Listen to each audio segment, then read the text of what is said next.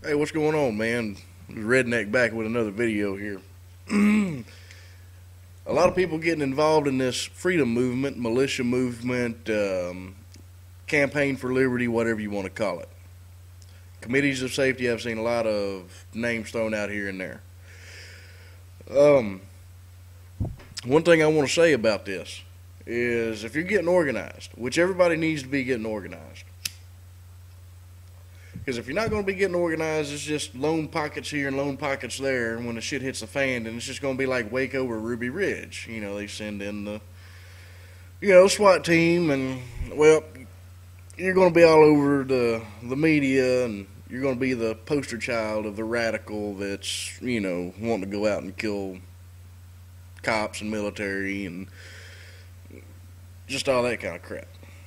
So, but if we do get organized in this, that's the only way we're going to win it. And the goal is to win it peacefully, not through arms, not through force of arms. This needs to be as peaceful as it can. And the reason I'm bringing this up is because it seems there's been some people calling for exactly that when it comes to these groups.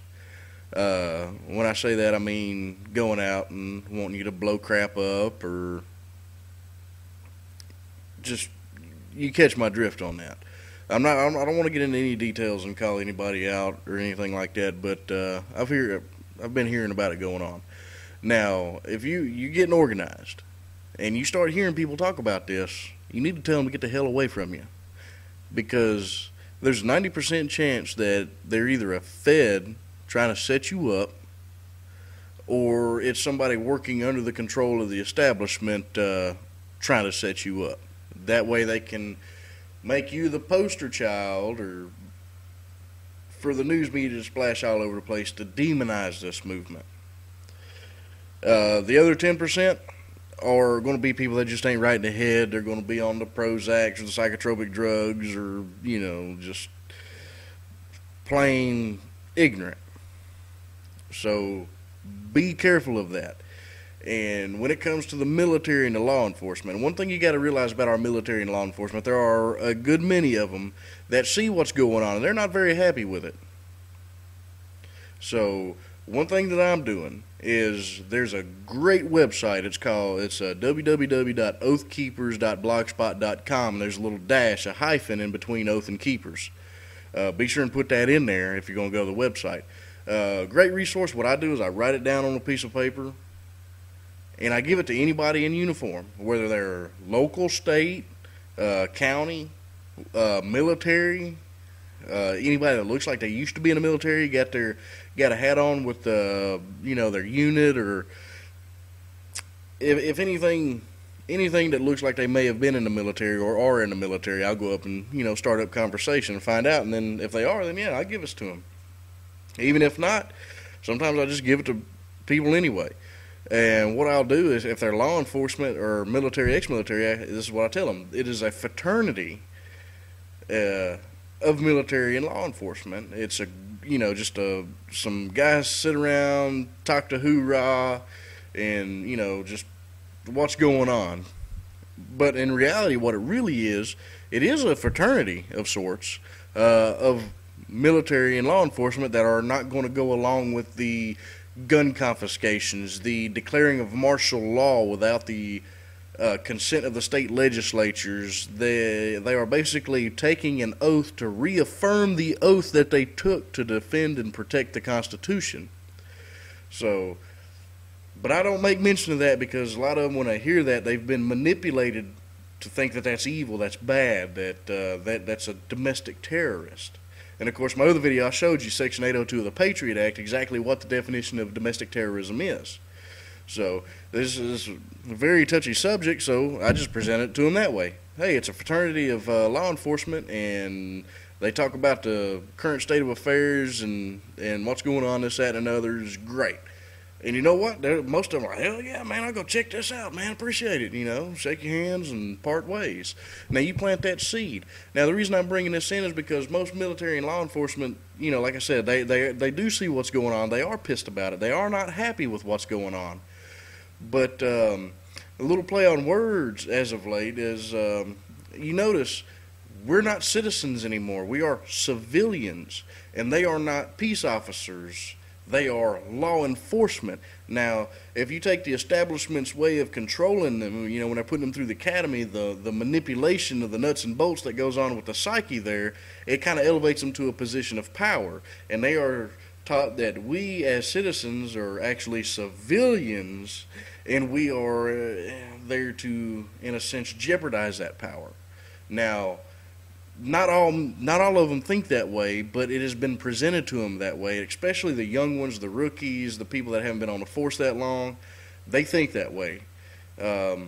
So we got to plant that seed there that, hey, this stuff is coming down the pipelines. Are you with us? Because the reason I'm bringing that in is, like I said, they are not our enemy when it comes to this. The goal is a peaceful revolution, but if it does come to arms, which I hope and pray like hell it doesn't. I've got a wife, I've got kids, and I want my family, especially my young ones, to grow up and know at least the freedoms that I have now. And I don't want them to grow up without a father. But if the shit hits the fan, I will protect what is mine by all means necessary. If that includes paying the ultimate price, then so be it. But I'm not looking for a fight. And most of us are not out there looking for that kind of fight. But if it does come to that fight, then there's going to be a lot of infighting when it comes to the military and the law enforcement as far as who's going to be with us and who's going to protect the Bill of Rights and Constitution and who's not. Now, either the police and the military, if it does come down to that kind of fight, they're going to be the ones that either push us over and win this thing, or they are going to take the velvet glove off the iron fist, and they will be the enforcers. Washington can do whatever they want to up there, pushing through the bills, the rhetoric, the agendas, whatever, but they will not be able to enforce that without their enforcement arm, which is the military and law enforcement. That, my friend, is why you've heard Rahm Emanuel and Barack Obama and a lot of these other idiots. They're not statesmen, they're politicians, professional career politicians. It was not meant to be that way. So they're the one. That's the reason that they've been calling for the domestic national security force. The Inquisitor reported on it. It's the GIVE Act is the acronym of it. You just get on there and you do a search for the GIVE Act, and it states compulsory national service, the creation of the civilian national security force. That's why they're calling for that, because they know that they won't be able to completely entrust and rely on the military and law enforcement to push this agenda through.